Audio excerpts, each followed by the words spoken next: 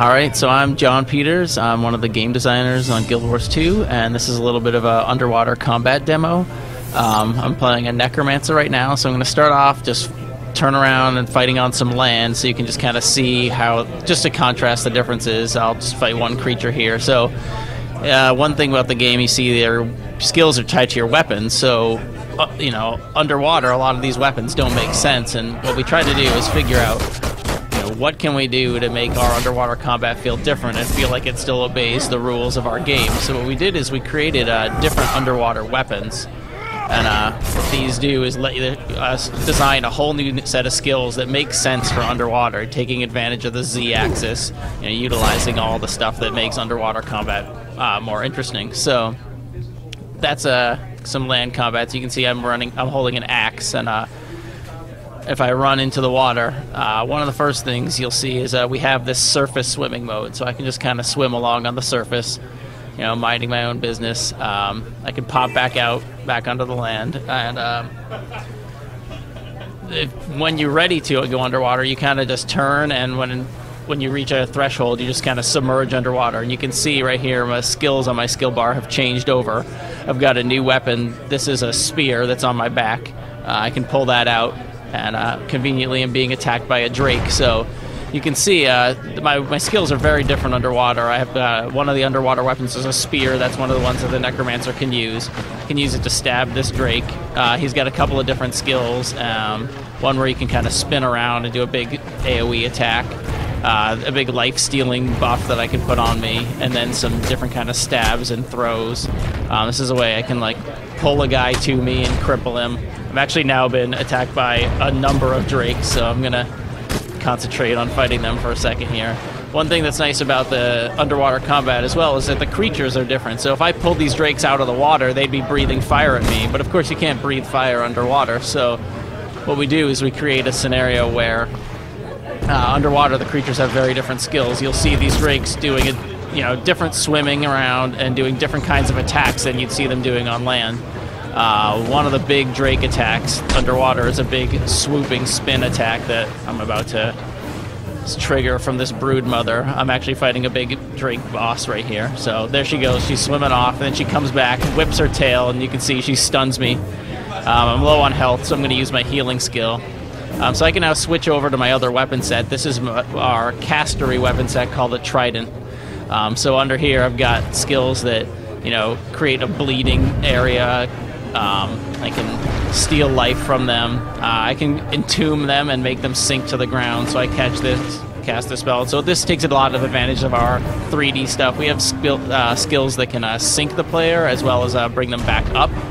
So those are called floating and sinking, and they kind of take the place of some of the things we do on land.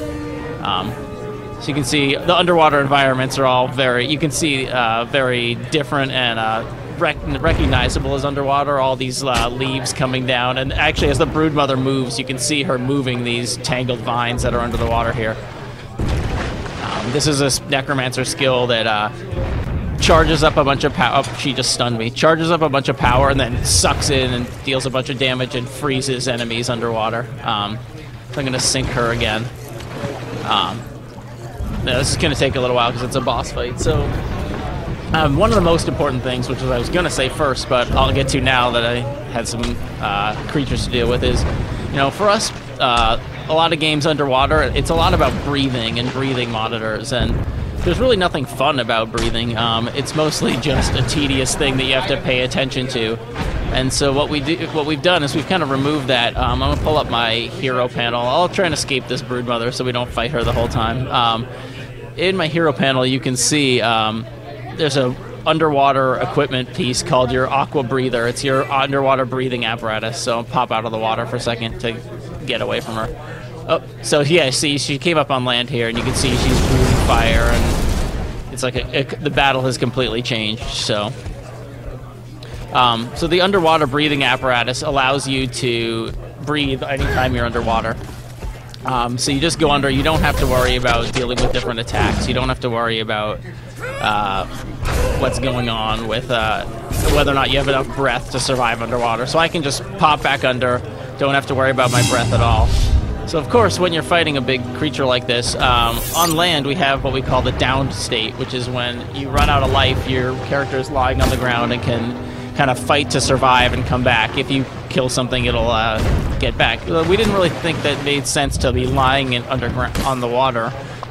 ground underwater. So kind of what we did it is that when your health hits 0, you go into what we call a drowning state. They knock your breathing apparatus off, and you are slowly losing life as you have a little time to either kill something to come back by having an ally come to you and res you, or as I'm going to show you right now, because they're about to hit my health low enough, what you can do is you can actually, in the underwater, res yourself by, it says swim to the surface. So I can make my way up to the surface, and it may be difficult with creatures hitting me, but yeah, you can see I can swim to the surface, and because I was just drowning, that it lets me to catch my breath up here and, you know, then dive back down and continue fighting.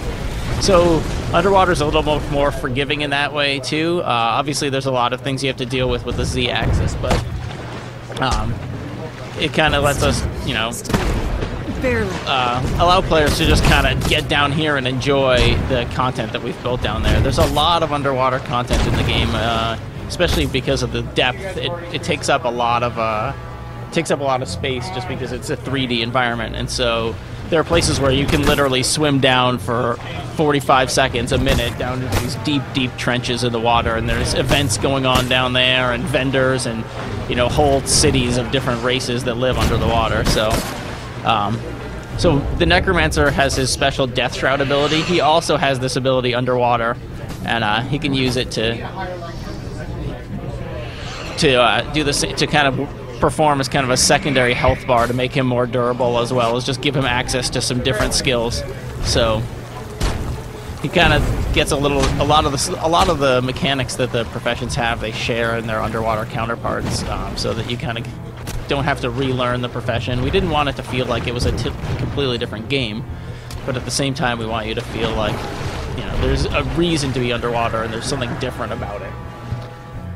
That was kind of the introduction to underwater. Now we're going to kind of tour around, swim around, and just kind of get a look at, you know, what kind of stuff is under here, and just see the environments and the different creatures. Actually, if you get a close-up of the face, you can see her breathing apparatus with the bubbles coming off, and it's pretty cool. So this is the casting weapon Trident. There are 3 underwater weapons. The other one is a harpoon gun. Necromancers cannot use that weapon, however, so they go between tridents and spears. The utility skills as well, some of them work underwater, some of them do not, and it kind of just depends on what you have. So if I go back up to the land just really quickly, you'll see on land I have these utility skills set up, and I've got a Bone Fiend and Plague Signet. But what we do is underwater, when you dive, we let you kind of set your skill bar differently. So this skill I wanted to keep, but underwater I wanted to use this other utility skill, Blood is Power, if I want to, which, you know, it lets me change this skill, but without conflicting with the choices that I've made on land. So, all right, so I'll just kind of swim around. This is a big giant fish, one of the cooler looking creatures under here. These guys are neutral, so they won't attack you unless you attack them. I particularly love their eyes. So. There's drakes up here that I want to try and avoid, since we've seen a bunch of those. And we'll kind of make our way through this area and just kind of get a tour first before we fight some more stuff.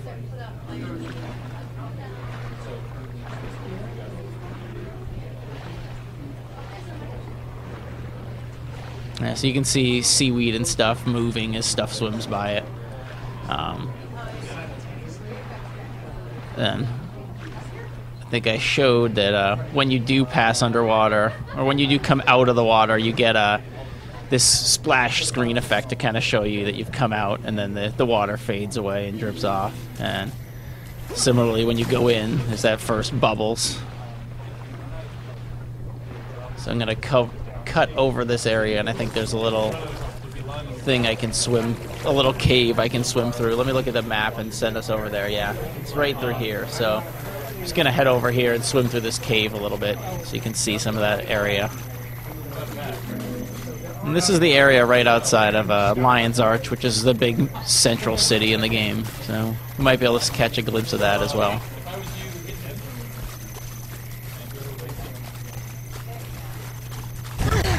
go. Oh, trying to avoid these guys. Here we go. Alright, so here's some big fish. Other fish. This is kind of different kind. There's a large variety of underwater creatures. In this map, we'll see shark and some fish. These big gulper fish, drakes, crabs. Some of these things are amphibious as well. So these guys called skelk. They live underwater, but they can actually come on the surface too. So let's take a look at one of this. So that's a skill that poisons him, and then I can cast these bleeds on him. The Necromancer's a lot about stacking up different kinds of degen to work on guys. So it's my big tomb spell. It's like the big explosion. You know, a lot of other things work pretty similarly underwater. There's just the looting. Everything else works a lot like it did before. Here's a little bobbing chest that's kind of just floating under there. So I'm gonna make my way through this cave now. It's one of the cooler environments in there. So it's filled with these skelk guys. Let me switch over to my other weapon.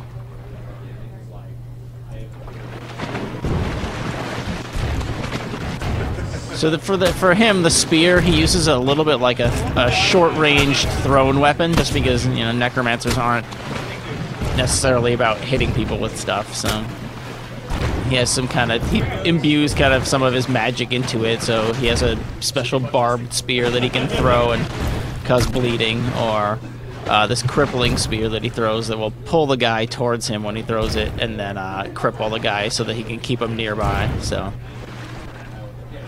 there's that pull, and then the cripple. Oh, looks like I got some barracudas as well. So, you know, sometimes it's easy to forget, because I've been playing our game for a while now, just how great it is to, you know, not be worrying about how much breath I have left. So cutting my way through the depths here. See if I can sneak under these guys. You know, and every creature's got different animals for moving underwater too, so you can see he's really smooth. Here's a group of them coming after me. You know, in the land too, we had the double tap dodging that applies underwater too, so I can double tap backwards and dodge back. So right here, this is one of our friendly underwater NPC races called the Quaggan. This is kind of entrance to one of their towns, so you can see a Quaggan is going to help me fight these guys. So there's a big AoE attack that you can do.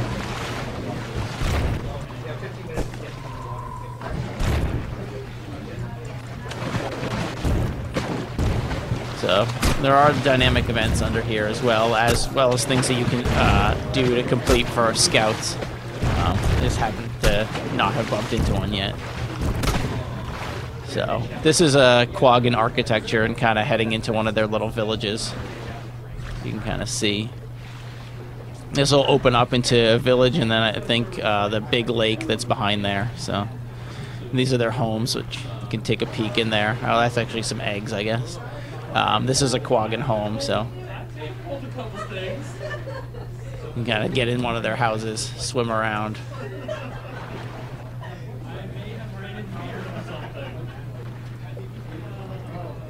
Oh.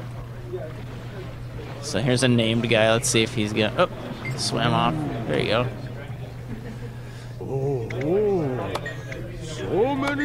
So he's actually telling me that the Ascalon settlement above here is under attack by centaurs, and I can go up there. That event kind of has popped up because I talked to him. He kind of marked it for me. If I walked over there on my own, I would just discover it, but he kind of helped me by kind of letting players know that there's stuff going on. There's actually NPCs in the world running around talking about these things. So this is kind of underneath this big giant lake. These Quaggan here seem to be worshipping this statue of one of the old gods of Tyria.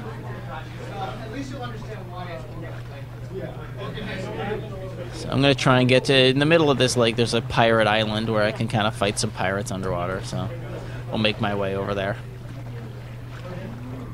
can show you kind of some of the attacks of one of these gulper fish a little bit, and they're swimming. So I'll let you kind of.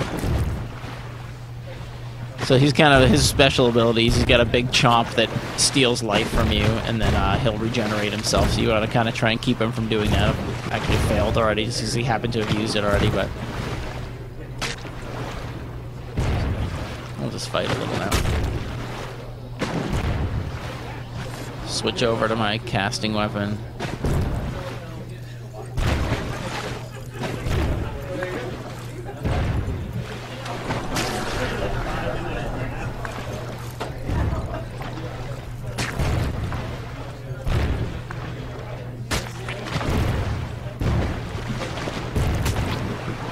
So you can see, you know, especially here underwater where you really want to be moving, the whole being able to cast on the move is really important. And I think every underwater skill basically lets you move when you're casting unless it actually sends you flying forward. So I'll show you one of those in a second. Got to deal with these guys first though. So there you go, that'll like send me to these guys.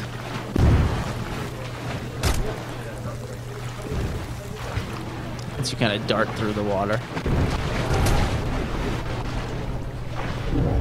So I'm using my underwater death shroud again. There's kind of a bunch of different strikes that he does. There's kind of a wave that shoots out. This is creates a big cloud of blinding area that will keep guys from being able to hit me. So you can see my death shroud is expiring, and when it does, I'll pop back to my normal health bar. And that's kind of the way that the Necromancer is really durable. So.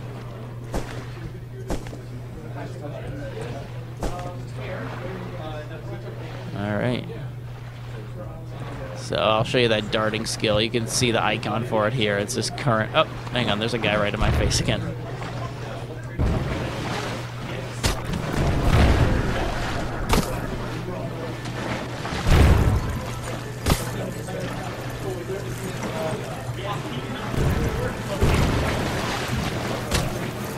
Alright. Let's get these guys out of here.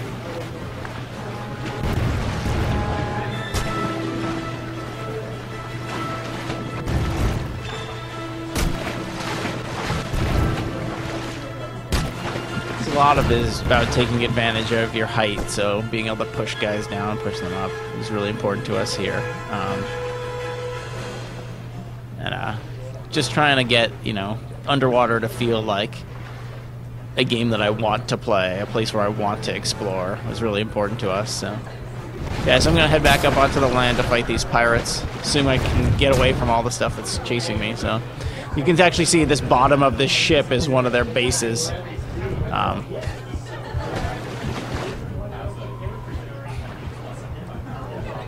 So you can see pop out, and this is part of the pirate base right here.